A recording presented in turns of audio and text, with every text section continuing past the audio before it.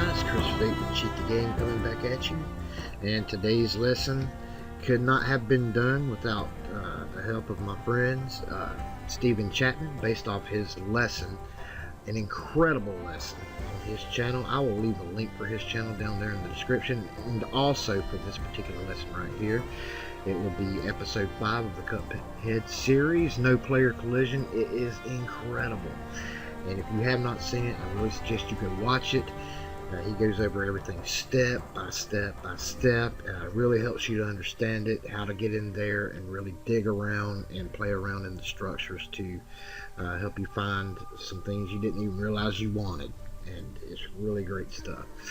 And he's got a ton of great new things that he has recently come out with, and available for all levels of game hacking, from beginner to advanced. Go in there and take a look. I'm going to tell you, you will learn a lot. A real great friend and a mentor of mine as well. Also want to thank Callus. He is the one that had found this code for Shadow of War, which we will be using. He's given permission to go ahead and show you how he went about finding this, and he's willing to share his script with you as well. And also know that you can do this for just about any game that stores the values on your own computer. This may not work for online games that stores values on the server, but if the values are stored on your computer, you can go in there and play around and possibly find this and many other things as well. So let me go ahead and bring everything up, and we'll go ahead and get started.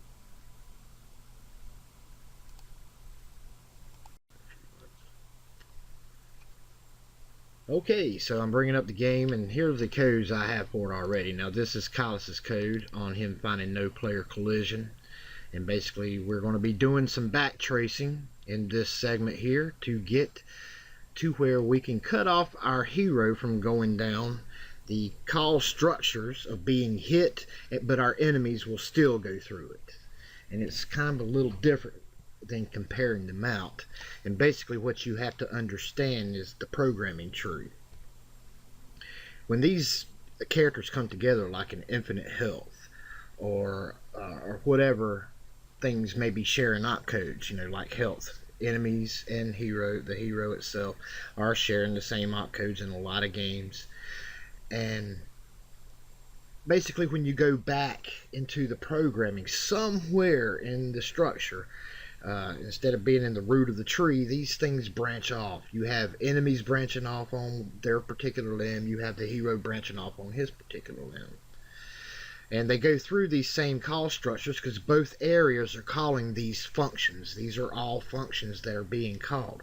One may be for the sound effect of being hit. Another call may be a function for the graphical display of the blood splattering around.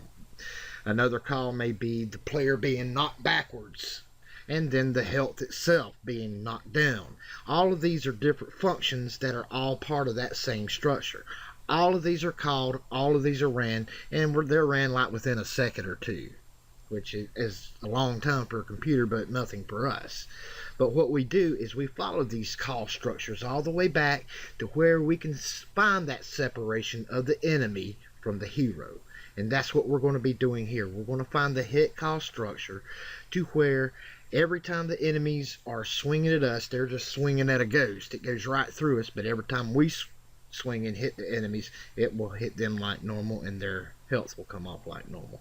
And that's what we're going to be doing. And I'm going to give you an example of it right now before we get started. So let's go ahead and get into what we're going to do. Just give it a moment to load up.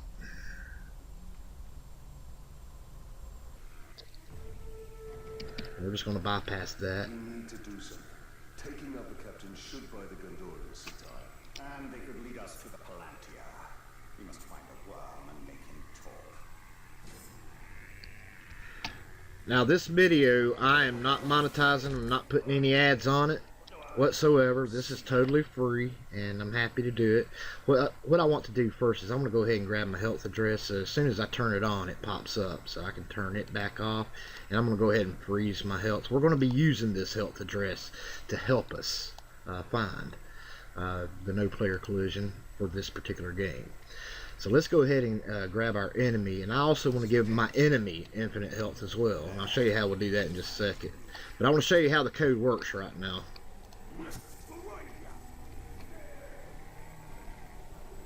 Take a look.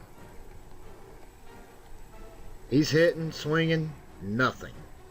Now this is Colossus code that he found, and we're going to show you how he found it. And that's no player collision. But we're still able to hit our enemies, and they are still coming off like normal. So what I want to do here is I want to find out what is accessing our health code. I turn the player collision off, and what we want to do is we want to find the structures every time he's hit. Every time our player's hit, we want to find that.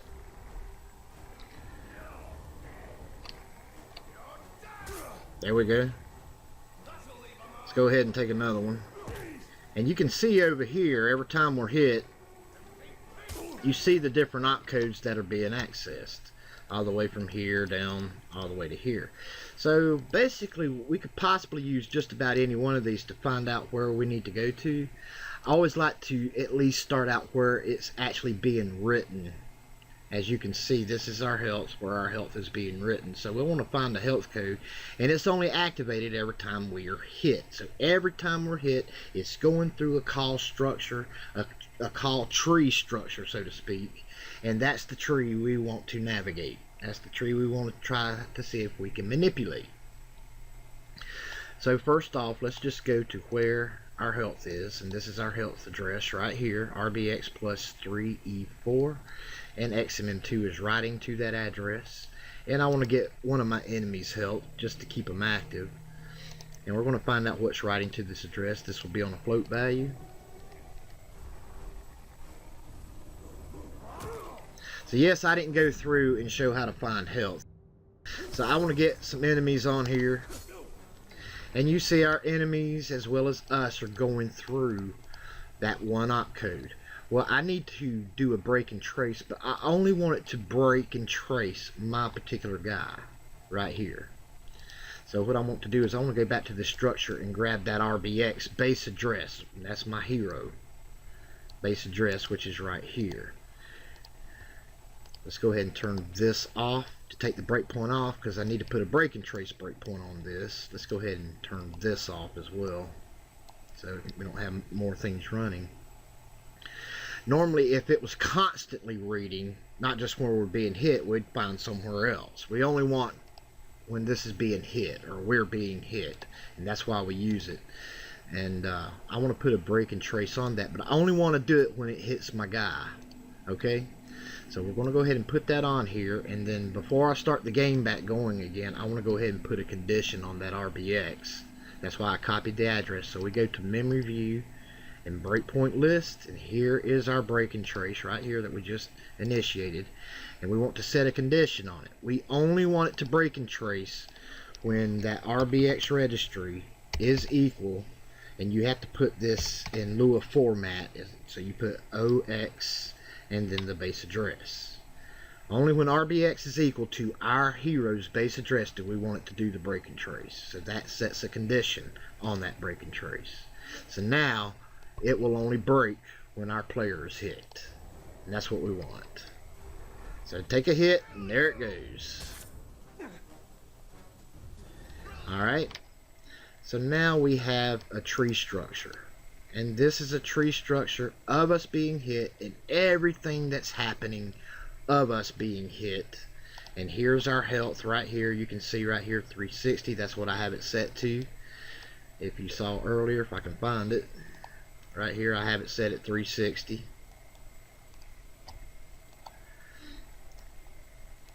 And I'm not 100% sure about that 75. I just don't remember. But it's a float value. You can go find it with unknown value. But anyway, what we do, and if you went by Steven's lesson, he will explain all this to you. So I'm just going to bypass that part, because he explained it way better than I ever could.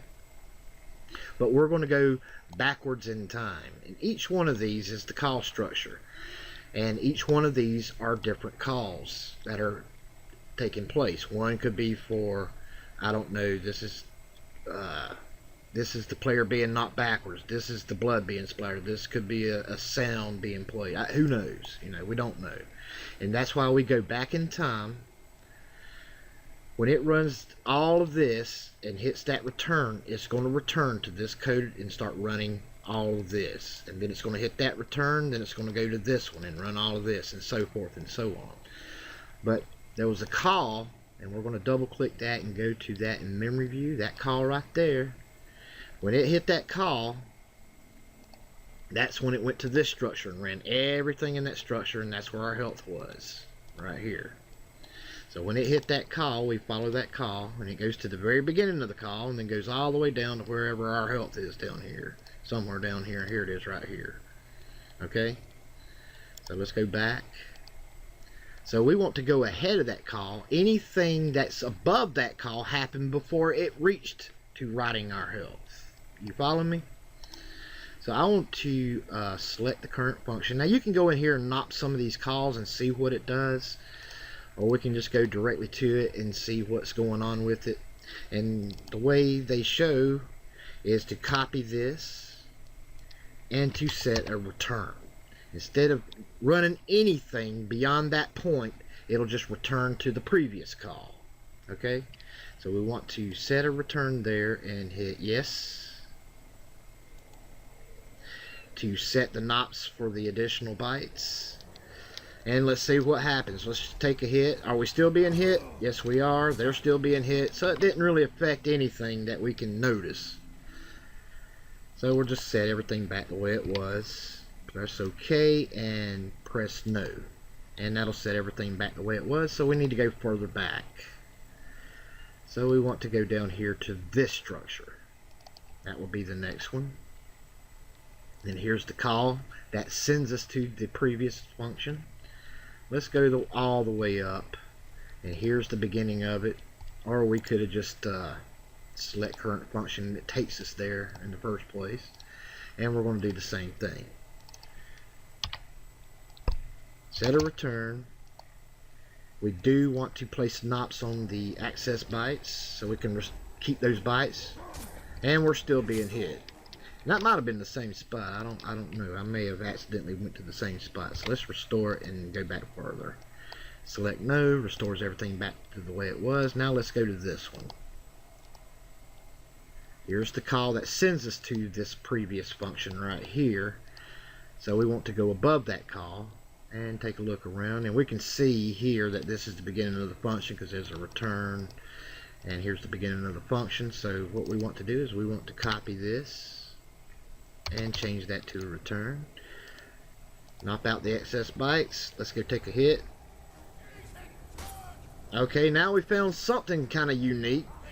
We're not being knocked backwards, and they're not being knocked backwards. So just by looking at that right there, we can surmise two different things. We found a structure to where we are still being hit, the enemies are still being hit, but it's not knocking either of us backwards.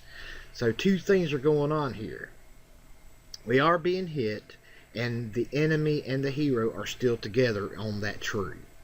So we need to go farther back and see what we can find. So let's restore this, and we'll hit no, and let's go a little bit farther back and see what we can find. Here's the next sword. This is the next return. We always go to the return, and this will be the next function after the return, and the call before it that sent us to the previous function. And we go above it, and we're just going to select the current function. And you see, we're just going backwards, back each time, and we're just seeing what it does. Now you will crash your game a lot doing this. You just need to keep your tracer information up, bring your game back up, and you can just continue where you left off. That's about the best way, and it's going to happen. So don't get frustrated. Alright, so we'll set the return there. Knock out the excess bytes. Let's take a hit. See what happens. Oh, take a look at this. Okay, well, we found where we're not being hit. They're just swinging away, but can we hit them? No, we cannot. Take a look. Both of them. We did hit them with the knee, so they can be hit a certain way, but they can't be hit with the sword. So two things. We can still hit them in one aspect of not using a weapon, and both the enemy and the hero, no weapons are harming them. So they're still together on the tree. We need to go further back, because we do want to be able to damage enemies. So we'll set that back to the way it was, and let's go further back. And to save ourselves a little bit of time here, because you're going to try this one, the same thing's going to occur. Try this one, and something else is going to happen. We'll keep going, we'll keep looking, and then we finally get down to this one right here. Whoops, I'm so sorry, damn recorder. Like I was saying, we would come down here, and just to save you a little bit of time, I'm not sure if it's this one or this one. I think it's this one. Let me go to this one, and we're trying each one and just seeing what effect it has. But finally we hit over into this one, and as long as we're going above the calls, we're going back in time, and we're going back up the tree and branching off and things like that. So what we want to do is find the current function, and let's say we tried all the others, and finally we get to this one. This is like our 6th, 7th try, I guess.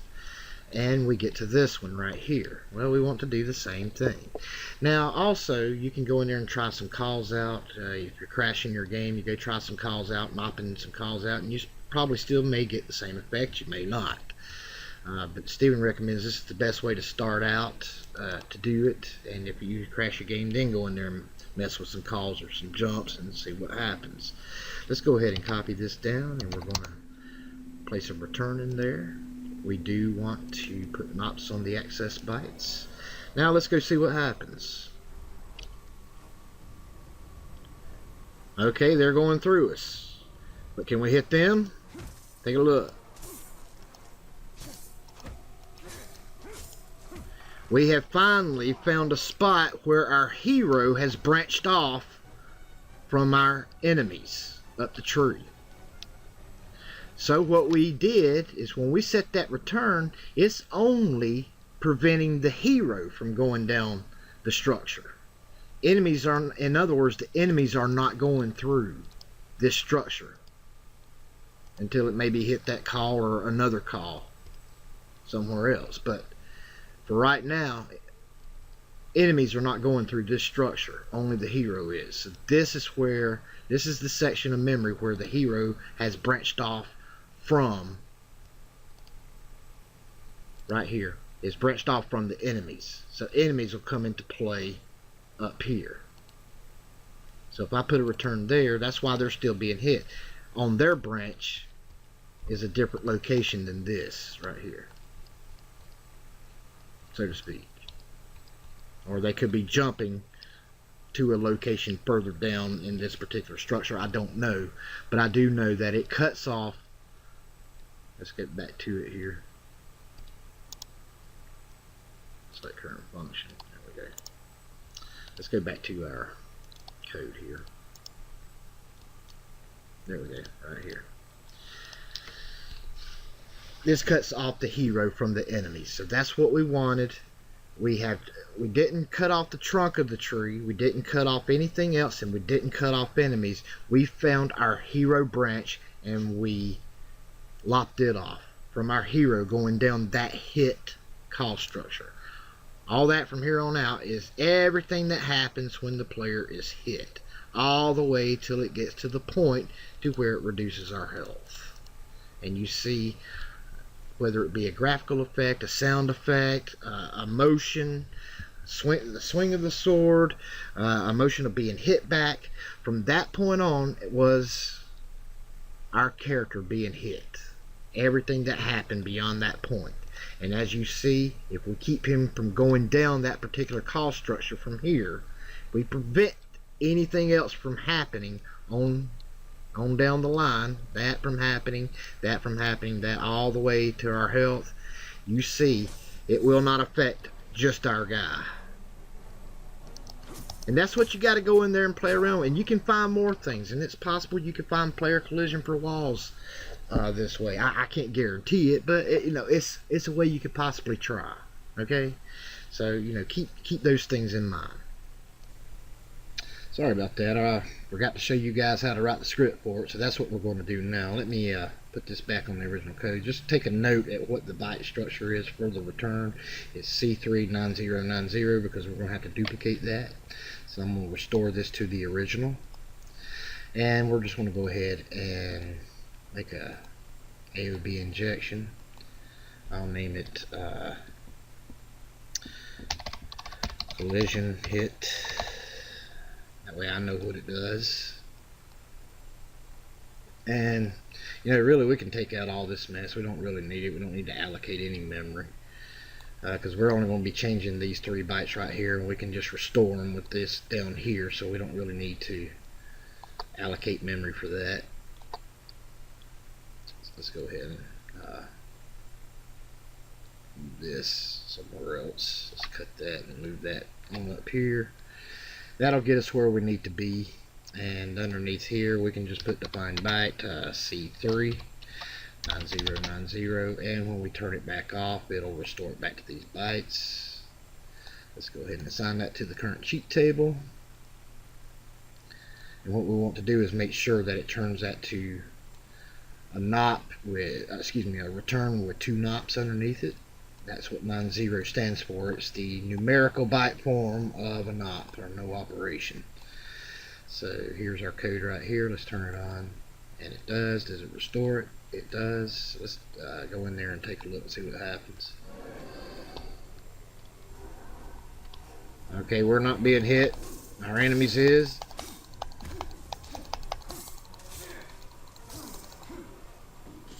And he's dead.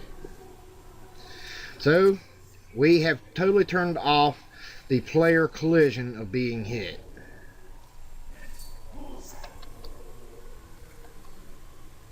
They can swing at me all day long. Ain't hitting nothing.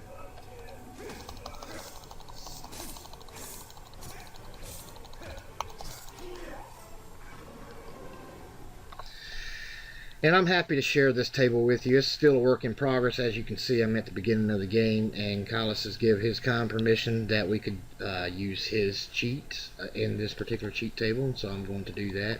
And where we have infinite health already, and I've already got stealth, where enemies do not see you, and I'm happy to share that with you, and it'll be available to download in the description as well. So I do hope this helped you in being able to, and basically this is just me taking Steven's lesson that he gave. He gave a great lesson. Please go watch it. You will learn a lot from it, and all the other vids on there as well. It's just chock full of good information that you can learn from. Go in there and experiment. You will crash your game. I mean, that just comes with the territory. But you can find so many things that you didn't even think about. You can find using some of these methods, these backtracing methods, and once you start understanding assembly code a little better, you'll be able to piece together what the code is doing, how it's doing it, why it's doing it, and you'll find you're able to manipulate a lot more things and find a lot more values in there that you can really enhance your gaming experience with, or just increase your game hacking ability, which we all want to do. And it's a good learning process. It really is. So thank you, Steven. I really appreciate it, pal, and really good information. He's currently working on the Elix series. He's about to come out with a new vid. I can't wait for that one, and I'm anxiously waiting for him to upload that, and I'm following this religiously myself, so I can't wait for that to happen. And I also want to thank again my friend Kylas. He also, here's his website right here. He says it's a work in progress, and he has a bunch of cheat tables and things, and he's getting his site up and ready as well. And he's really learned a lot, and he has come a long way in a short period of time. And he found this, and I didn't even find it. So yeah, he's showing me stuff now too. So, and that's the level I want everybody to get to. We all collaborate with each other. I want you to find stuff. Come tell me about it. I want to hear it. Let me know. All right. And if I find stuff, I'm happy to share with you guys too. And that's what we all do, and we have fun doing it, and we all learn together. We all teach each other, and I can't tell you how much that means to me. But I want to thank all my subscribers, all of you guys for coming out supporting Cheat the Game. I really do appreciate it. Come join us over at the Facebook channel. We do have a lot of game hackers that hang out there, including Steven. He comes there occasionally, and Callus comes there occasionally. We also have a Discord channel. Come join us over there. All these links will be down there in the description for you. You have so many avenues of learning, and I really recommend that you go to them because you will learn a lot. And we'd really love to have you, and they would love to have you. Go visit their channels. Go give them a like and tell them Cheat the Game said hello. Okay? Well, guys, this is all I have time for. I want to quickly thank my partners right quick over at my Patreon. These guys are helping getting our website up and running. Anything that's donated to Patreon is going to our website coming about, and anything else that we come out with Cheat the Game. You too can be a partner also. I look forward to seeing you, and we're going to be doing more things with partners and people that help out Cheat the Game. Thank you guys so much. Alright guys, I'm out of here. You all take care. Keep on hacking. Most importantly, please enjoy yourself. That's really what it's all about. You cheat the game, fellas, because believe me, it doesn't mind cheating you. You all take care now.